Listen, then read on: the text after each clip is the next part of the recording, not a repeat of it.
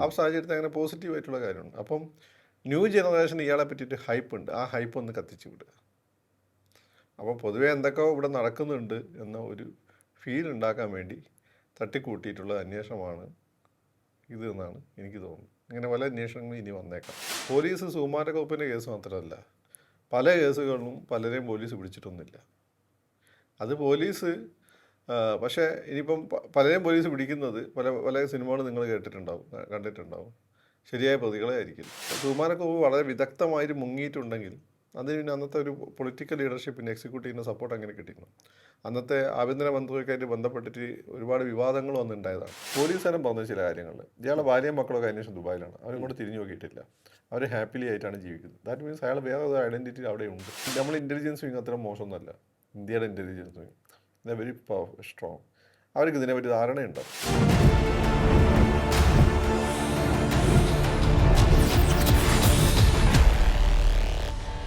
നമസ്കാരം. ടോക്കിംഗ് പോയിന്റിലേക്ക് സ്വാഗതം. സുകുമാരക്കുറുപ്പ് കേരളം ഏറെ ചർച്ച ചെയ്ത കൊലപാതകി. ഉത്തരം കിട്ടാത്ത ഒട്ടേറെ ചോദ്യങ്ങൾ അന്വേഷണ ഉദ്യോഗസ്ഥർക്ക് മുന്നിലേക്ക് എറിഞ്ഞുകൊടുത്ത ഒരു സമസ്യയായി ഇപ്പോഴും നിലനിൽക്കുന്ന പക്ക ക്രിമിനൽ. ഈ സുകുമാരക്കുറുപ്പ് വീണ്ടും കേരളത്തിലെത്തി എന്നുള്ളതാണ് ഇപ്പോൾ വാർത്തകളിൽ നിറയുന്നത്. 2017 അദ്ദേഹം മകളുടെ വിവാഹത്തിൽ പങ്കെടുക്കുവാനെത്തി. അതേ വർഷം തന്നെ ഗൾഫിൽ സുകുമാരക്കുറുപ്പിനെ കണ്ടതായും ചിലർ പറയുന്നുണ്ട്. അലി അക്ബർ എന്ന മുൻ അന്വേഷണ ഉദ്യോഗസ്ഥനാണ് ഇക്കാര്യം പറഞ്ഞിരിക്കുന്നത്.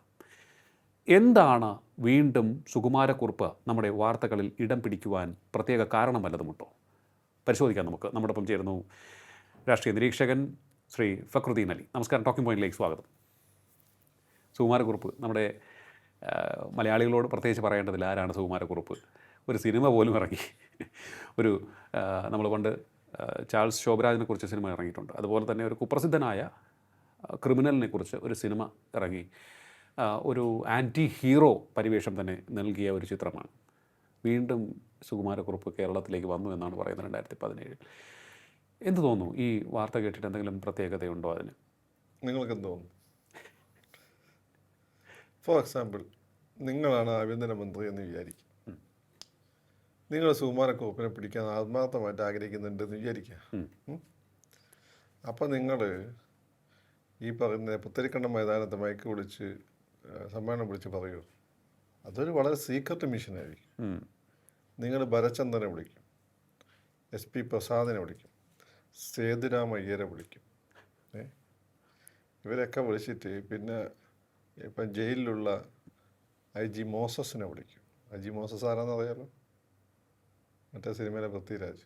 ഇവരെ കാണല്ലോ ഏറ്റവും ട്രെഡഡ് ആയിട്ടുള്ള പോലീസ് ഓഫീസർമാർ, ഇൻവെസ്റ്റിഗേറ്റേഴ്സ്. നിങ്ങൾ ഇവരെ വിളിക്കും. ഇവരെ വിളിച്ചിട്ട് നിങ്ങൾ രഹസ്യമായ ടീം ഉണ്ടാക്കും. ആ ടീമിൽ രഹസ്യമായി അന്വേഷിക്കാൻ തുടങ്ങും. ഇതാണ് എന്തെന്ന് പ്രോപ്പറായിട്ടുള്ള വഴി. അല്ലാതെ പത്രസമ്മേളനം come on everybody we are going to investigate the case again എന്ന് പറഞ്ഞുകൊണ്ട് തുടങ്ങലല്ല. അപ്പോൾ ഇതിൽ നിന്ന് നിങ്ങൾ എന്താണ് ആദ്യമേ വായിച്ചെടുക്കേണ്ടത്? ഈ പുതിയ അന്വേഷണത്തിൽ കാര്യമായ സീരിയസ്നെസ് ഒന്നും ഉണ്ടാവാൻ ഒരു സാധ്യതയില്ല.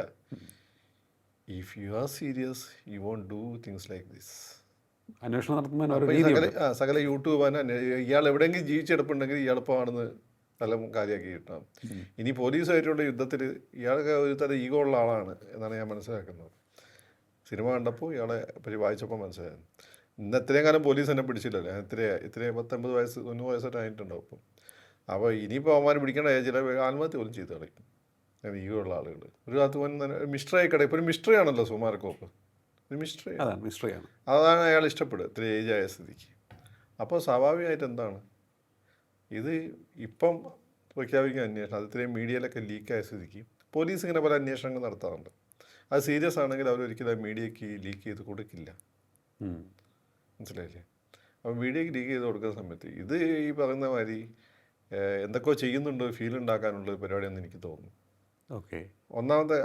രണ്ടാമത്തെ കാര്യം എന്ന് വെച്ചാൽ ഈ സുകുമാരക്കുറുപ്പ് ആരാ എന്നുള്ള കാര്യം പുതിയ പിള്ളേർക്ക് അറിയില്ല.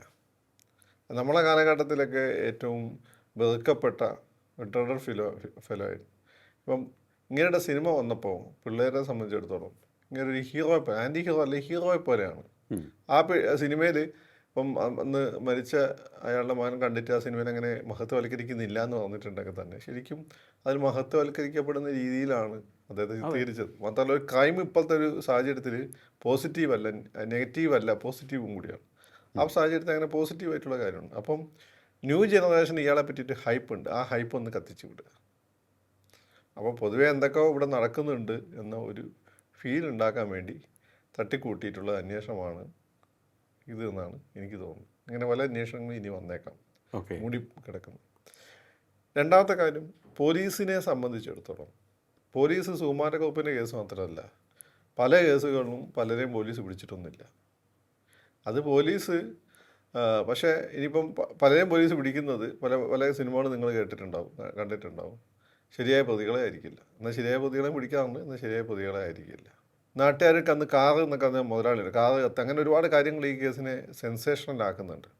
അന്ന് 10 കോടി 2 ലക്ഷം 10 ലക്ഷമോ 2 കോടി രൂപ അന്ന് ഒരു ഹ്യൂജ് എമൗണ്ടുമാണ്. അപ്പോൾ അന്നത്തെ സാഹചര്യത്തിൽ അത് ആ രീതിയിൽ വലിയ ചർച്ച ആയതുകൊണ്ട് അത് പോലീസ് ഇങ്ങനെ കേസ് സുകുമാരക്കുറുപ്പിനെ വേട്ടാന്നൊന്ന സംഭവം തന്നെ കേരളത്തിലുണ്ടായിരുന്നു. അപ്പം ഈ യാത്രാ സിനിമയിൽ മമ്മൂക്ക ഈ റേഞ്ചറായിരുന്ന പോലെ റേഞ്ചറായ മമ്മൂക്കാനെ ഈ സുകുമാരക്കുറുപ്പാന്ന് അടിച്ച് ജയിലിലിട്ട് അയാളെ അവസാനം കുറ്റവാളിയാക്കുന്നത് അതാണ് ആ സിനിമയുടെ മൊത്തം കഥ. ഇങ്ങനെ ഒരുപാട് സിനിമകളിൽ നിങ്ങൾക്ക് പലരെയും കുറുപ്പ് എന്ന പേര് സംശയിക്കുന്നേക്കാം. അന്ന് രോഗമായി മാറിയിരുന്നു, കുറുപ്പ് വേട്ടാന്നുള്ളത് രോഗമായിട്ട് മാറിയിരുന്നു. അപ്പം പോലീസിനെ സംബന്ധിച്ചിടത്തോളം ഇത് അനേകം കേസുകളും, പക്ഷേ ഇത് ഈ കേസിൽ തന്നെ ശ്രദ്ധിക്കപ്പെട്ടാൽ അവർക്ക് നാണക്കേടായി തുടരുന്നുണ്ട്. അതെ. ഇനി അതിലെ മൂന്നാമത്തെ ഘടകം എന്ന് വെച്ചാൽ, പോലീസ് അന്ന് വിചാരിച്ചിരുന്നത് സുകുമാരക്കുറുപ്പിനെ പിടിക്കാൻ വലിയ ബുദ്ധിമുട്ടൊന്നും ഉണ്ടാകുമായിരുന്നില്ല സത്യത്തിൽ. കാരണം അന്ന് ഈ കമ്മ്യൂണിക്കേഷൻ, ഈ സംവിധാനങ്ങളൊന്നും തന്നെ ഇത്ര മെച്ചപ്പെട്ടിട്ടില്ല. സുകുമാരക്കുറുപ്പ് ഏതൊക്കെ വഴിക്ക് പോകാൻ സാധ്യതയും നമുക്ക് ഉണ്ട്. പക്ഷേ സുകുമാരക്കുറുപ്പ് വളരെ വിദഗ്ധമായിട്ട് മുങ്ങിയിട്ടുണ്ടെങ്കിൽ അതിന് പിന്നെ അന്നത്തെ ഒരു പൊളിറ്റിക്കൽ ലീഡർഷിപ്പിൻ്റെ എക്സിക്യൂട്ടീവിൻ്റെ സപ്പോർട്ട് അങ്ങനെ കിട്ടിയിരുന്നു. അന്നത്തെ ആഭ്യന്തരമന്ത്രിയൊക്കെയായിട്ട് ബന്ധപ്പെട്ടിട്ട് ഒരുപാട് വിവാദങ്ങളും അന്നുണ്ടായതാണ്. ഇങ്ങനെയുടെ അന്ന് ഗ്രൂപ്പിലുണ്ടായ ഒരാൾ ആഭ്യന്തരമന്ത്രിക്ക് വളരെ വേണ്ടപ്പെട്ട ഒരാളാണെന്നും ആ വഴി രക്ഷപ്പെട്ടതാവാൻ സാധ്യതയുണ്ട് എന്നും. അതായത് അലി അക്ബർ പറയുന്നത് കുറച്ച് ഉദ്യോഗസ്ഥരുടെയും പൊളിറ്റീഷ്യൻസിൻ്റെയും സഹായത്തോടു കൂടിയാണ് സുകുമാരക്കുറുപ്പ് രക്ഷപ്പെട്ടതെന്ന് പറയുന്നുണ്ട്. ആണ്. ഇങ്ങനെയുള്ള ആളുകൾ ഇങ്ങനെയൊക്കെ പ്ലാൻ ചെയ്യുന്ന ആദ്യം കുറേ ആളുകൾ ഇങ്ങനെ ബ്രൈബ് ചെയ്ത് വെക്കും, എന്നിട്ട് അവരെ ഉപയോഗിച്ചിട്ടാണ് ഇവർ ഓപ്പറേറ്റ് ചെയ്യുക. അപ്പം പോലീസുകാരെ ഈ കാര്യം അന്വേഷിക്കുമ്പോഴേക്കും പോലീസ് തന്നെ വിവരം കിട്ടും. അന്ന് തന്നെ ഈ കേസ് തെളിയിക്കപ്പെട്ടത് പോലീസ് അന്ന് മരിച്ചത് ഇയാളാണ് എന്ന് പറഞ്ഞ് എഴുതി തള്ളുകയാണ്. അന്ന് ഉമാദത്ത് എന്നിട്ട് വന്ന പോലീസ് സർജനുണ്ട്, ഇയാൾ അതിൽ കുറേ ഒബ്സർവേഷൻസ് നടത്തുകയാണ്. ഇയാൾ പറഞ്ഞതെന്ന് വെച്ചാൽ, ഒരാൾ തീ പിടിച്ച് മരിക്കുമ്പോൾ അയാൾ ശ്വസിക്കുമല്ലോ, അപ്പോൾ ശ്വാസകോശത്തിൽ ഈ പുകയുടെ അംശം ഉണ്ടാവും, ഇതതില്ല, അപ്പോൾ കൊന്നുകൊണ്ട് ചിട്ടതാണ്. അപ്പോൾ അങ്ങേരുടെ ആ ഒരു ഒബ്സർവേഷൻ്റെ പുറത്താണ് ഇത്. പിന്നെ ഇയാളെ ഫോട്ടോയും കൊണ്ട് പല സ്ഥലത്തും അന്വേഷിച്ച സമയത്ത് ഈ മരിച്ചതിന് ശേഷമുള്ള ദിവസങ്ങൾ ഇയാളൊരു ഹോട്ടലിൽ തങ്ങിയതായിട്ട് കിട്ടി. അത് ബേസ് ചെയ്തുകൊണ്ടാണ് പിന്നെ പോയത്. അന്നത്തെ പോലീസിൻ്റെ ഫെയിലിയർ. ഇനിയിപ്പോൾ അന്ന് അയാൾ എങ്ങോട്ട് പോയി എന്ന് ചോദിച്ചു കഴിഞ്ഞാൽ, അയാളെ അടുത്തുള്ള ബന്ധുക്കൾ അയാളുടെ ഒരു ഹിസ്റ്ററി പരിശോധിച്ചാൽ അങ്ങോട്ടേക്കാണ് പോകാൻ സാധ്യതയുള്ളൂ. അവിടെ നിന്ന് പിന്നെ കുടഞ്ഞു കഴിഞ്ഞാൽ കിട്ടും, പക്ഷേ പിടിച്ചില്ല എന്നുള്ളതാണ്. അതാണ് ഈ പൊളിറ്റിക്കൽ നെറ്റ്വർക്ക് ഉപയോഗിച്ചു എന്ന് പറയപ്പെടുന്നത്. അത് അന്നും തീർച്ചയായിട്ടും പൊളിറ്റിക്സ് എന്ന് പറയുന്നത് എന്നും നമ്മുടെ മർമ്മപ്രധാനമായ സ്ഥാനങ്ങൾ കൈകാര്യം ചെയ്യുന്നവരാണ് ഉദ്യോഗസ്ഥരും. അതുപോലെ തന്നെ അവർക്കൊപ്പം നിൽക്കുന്ന ഒരു സാഹചര്യം ഉണ്ടാകും. അപ്പോൾ അന്നും ഇന്നും അക്കാര്യത്തിൽ വലിയ മാറ്റമൊന്നും സംഭവിച്ചിട്ടില്ല. അപ്പോൾ സുകുമാരക്കുറുപ്പിൻ്റെ രക്ഷപ്പെടലുമായി ബന്ധപ്പെട്ട് പോലീസിന് മേൽ താങ്കൾ പറഞ്ഞതുപോലെ ഒരു കളങ്കം ചാർത്തപ്പെട്ട് കിടക്കുന്നുണ്ട് അവരുടെ ഭാഗത്ത് നിന്ന്. ഒരു എന്താണ്, ഇങ്ങനെ ഒരുപാട് കളങ്കങ്ങളുണ്ട്. സുകുമാരക്കുറുപ്പിനെ മാത്രം ആളുകൾ റെക്കഗ്നൈസ് ചെയ്യുന്നു, മറ്റേ കൺസേൺഡ് ഫാമിലീസും നാട്ടുകാരും മാത്രമേ നോക്കുന്നുള്ളൂ, അത് മാത്രമേ ഉള്ളൂ. പിന്നെ അതേ ദുൽഖർ ഈ സിനിമ എടുത്തോട് കൂടിയിട്ട് ഒന്നും കൂടി പിള്ളേർക്ക് ഒരു ക്യൂരിയോസിറ്റി വന്നു. അപ്പോൾ ആ ഇപ്പോൾ ഈ പുതിയ ന്യൂ ജനറേഷൻ പിള്ളേരാണല്ലോ ആളുകൾ എന്തെങ്കിലുമൊക്കെ ആക്കുന്നതോ അല്ലെങ്കിലും ഒക്കെ. ഇപ്പം പൂക്കി മുഖ്യമന്ത്രി ഇതൊക്കെ ഇവരുണ്ടാക്കിയതാണ്. അപ്പോൾ അവർക്ക് തിന്നാനുള്ള സാധനം ഇട്ട് കൊടുക്കുക, പിന്നെ എന്തെങ്കിലുമൊക്കെ ഇവിടെ ചെയ്യുന്നുണ്ടോ ഫീൽ ഉണ്ടാക്കുക. ചിലപ്പം ചില പരാജയങ്ങൾ സംഭവിച്ചിട്ടുണ്ടെങ്കിൽ അത് മറച്ചു വെക്കുക. അപ്പോൾ എല്ലാവരും ഇതിൻ്റെ പിന്നെയാണല്ലോ, നമ്മൾ കൂടി അതുകൊണ്ടാണല്ലോ ഇത് സംസാരിക്കുന്നത്. അതെ അതെ തീർച്ചയായിട്ടും. അല്ല, ഈ സുകുമാരക്കുറുപ്പിൻ്റെ വിഷയം ഇപ്പോഴും ഒരു മിസ്റ്ററിയായി തുടരുമ്പോൾ കേരള പോലീസിന് ഈ എന്നെങ്കിലും ഒരു ഉത്തരം നൽകാൻ സാധിക്കുമെന്ന് തോന്നുന്നുണ്ടോ? കാരണം ഇപ്പോൾ ജീവിച്ചിരിക്കുന്നെങ്കിൽ നല്ല പ്രായമുണ്ടാകും. ഇനിയെങ്കിലും ഈ ഒരു വിഷയത്തിലൊരു എന്താണ് സംഭവിച്ചത് എന്ന് പറയാൻ സാധിക്കുന്ന ഒരു തരത്തിലേക്ക് അവർക്ക് പോകാൻ സാധിക്കും. ഇതങ്ങനെ ഈഗോയിസ്റ്റിക്കായി കാണുന്ന കാര്യമാണ്. അമേരിക്കയിൽ നടന്ന ഏറ്റവും വലിയ ബാങ്ക് റോബറി ഇതുവരെ തെളിയിക്കുക. അത് വിമാനം പിന്നെ റാഞ്ചിയിട്ടാണ് ഈ റോബറി നടത്തി ഈ പൈസ കിഡ്നാപ്പിംഗ് പറ്റുന്നു അങ്ങനെ ഈ പൈസ സംഘടിപ്പിച്ചിരിക്കുന്നത്. എന്നിട്ട് ഇയാൾ പറക്കുന്ന വിമാനത്തിൽ നിന്ന് ഇടയ്ക്ക് അടുത്ത എയർപോർട്ടിൽ എല്ലാം പിടിക്കാൻ സജ്ജമായി നിൽക്കുമ്പോൾ ചാടി രക്ഷപ്പെട്ടതാണ്.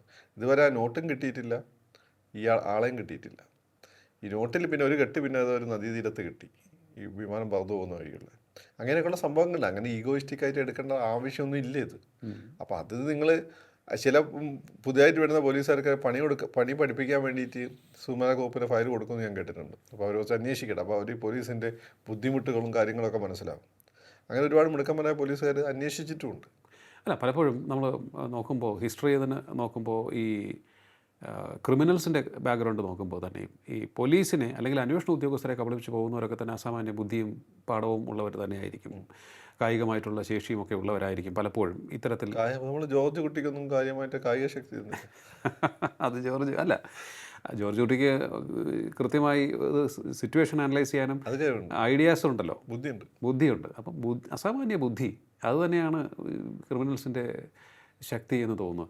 അപ്പോൾ അവരത് നേരെ ചൊവ്വേ ഉപയോഗിക്കുകയാണെങ്കിൽ സമൂഹത്തിനും കുടുംബത്തിനും സ്വന്തം ജീവിതത്തിലും നല്ലതായി വരും. പക്ഷേ ഇത് ദോഷമായി ഉപയോഗിച്ച് കഴിഞ്ഞാൽ അവർക്ക് ഒരിക്കൽ പോലും സമാധാനത്തോടെ കിടന്നുറങ്ങാൻ സാധിക്കില്ല. അല്ല, ഇപ്പോഴത്തെ അന്വേഷണത്തെ നിങ്ങൾ എടുത്തു പോയി കഴിഞ്ഞാൽ ഇത് ദുൽഖറിൻ്റെ സിനിമയായിട്ട് വളരെ ബന്ധമുണ്ടെന്ന് തോന്നുന്നു. നമ്മളത് ദുൽഖറിൻ്റെ സിനിമ നമ്മൾ അറിയാത്ത സുകുമാരക്കുറുപ്പിൻ്റെ ഒരുപാട് കാര്യങ്ങൾ നമ്മൾ അറിയുന്നത് ദുൽഖറിൻ്റെ സിനിമ വഴിയാണ്. ഇങ്ങനെ എയർഫോഴ്സിൽ ഉദ്യോഗസ്ഥനായിരുന്നു. ഞാൻ ദുൽഖറിൻ്റെ സിനിമ വഴിയാണ് ആദ്യം അറിയുന്നത്.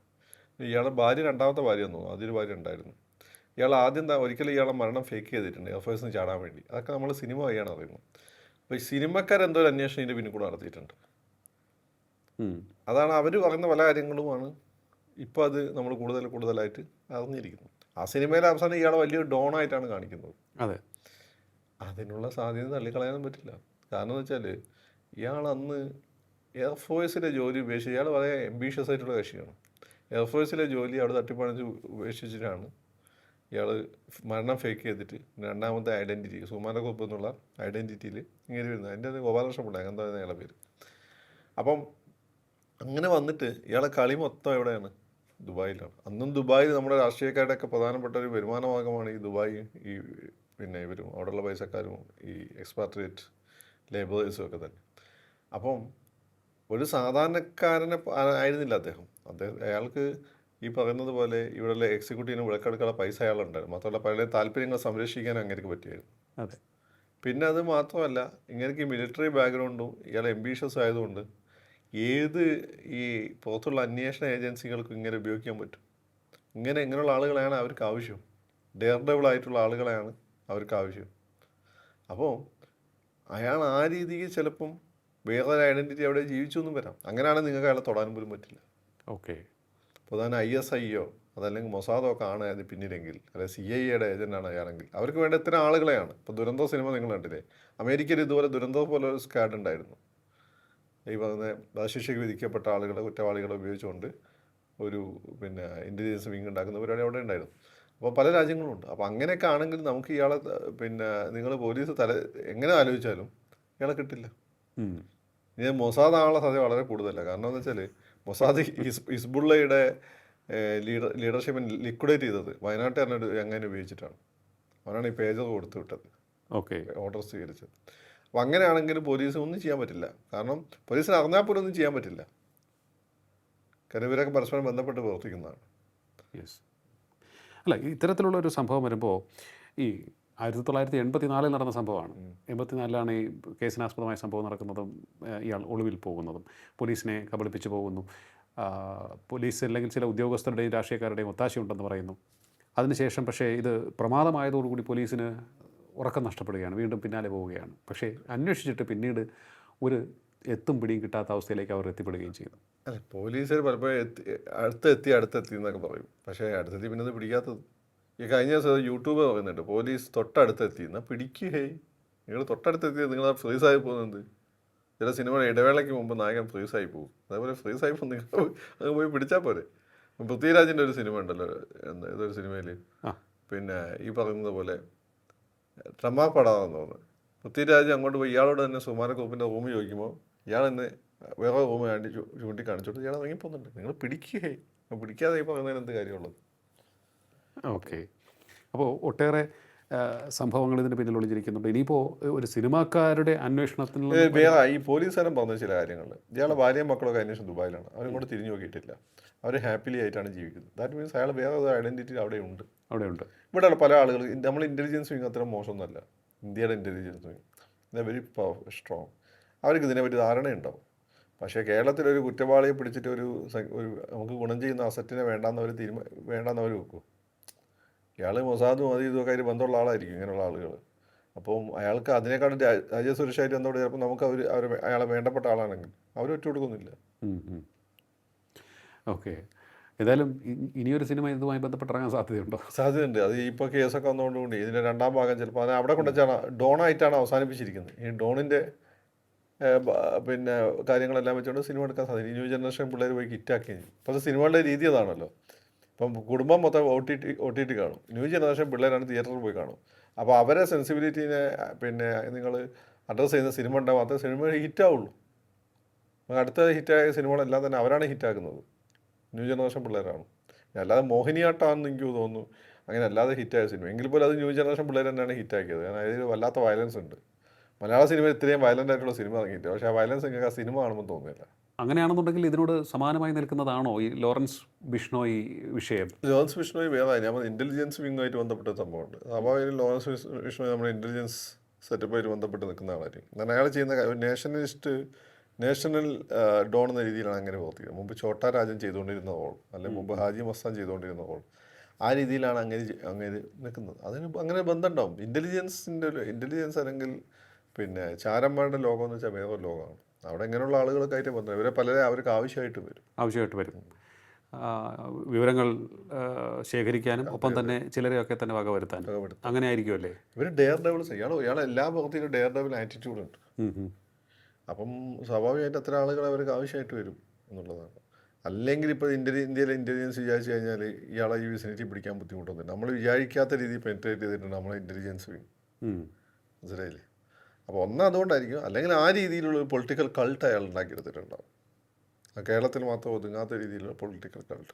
ഓക്കെ. പിന്നെ ഇതിൽ ഒരു 80കൾ മറ്റോ ഒരു നേഴ്സ് ഇയാളെ ബൊക്കാറോയിൽ ഹോസ്പിറ്റലിലൊരു കറുപ്പടിച്ചിട്ട് പിന്നെ പൂസായ രീതി കണ്ടെത്തി എന്ന് പറഞ്ഞിരുന്നു. പിന്നെ അയാൾ ചെറിയ നാട് ആലപ്പുഴ ചെങ്ങന്നൂർ ഭാഗത്താണ് ഇയാളെ വീട്. അവരെ നാട്ടുകാർ നിന്നപ്പോൾ ഇയാൾ അവിടെ നിന്ന് മുങ്ങി. അതുപോലെ ഒരു ആശ്രമത്ത് കണ്ടെത്തി കുറച്ചു കാലം മുമ്പ് റിപ്പോർട്ടുണ്ടായിരുന്നു. അപ്പം അതൊക്കെ സൂചിപ്പിക്കുന്നത് ഇയാൾ എന്തോ നെറ്റ്വർക്കിൻ്റെ ഭാഗമാണ്.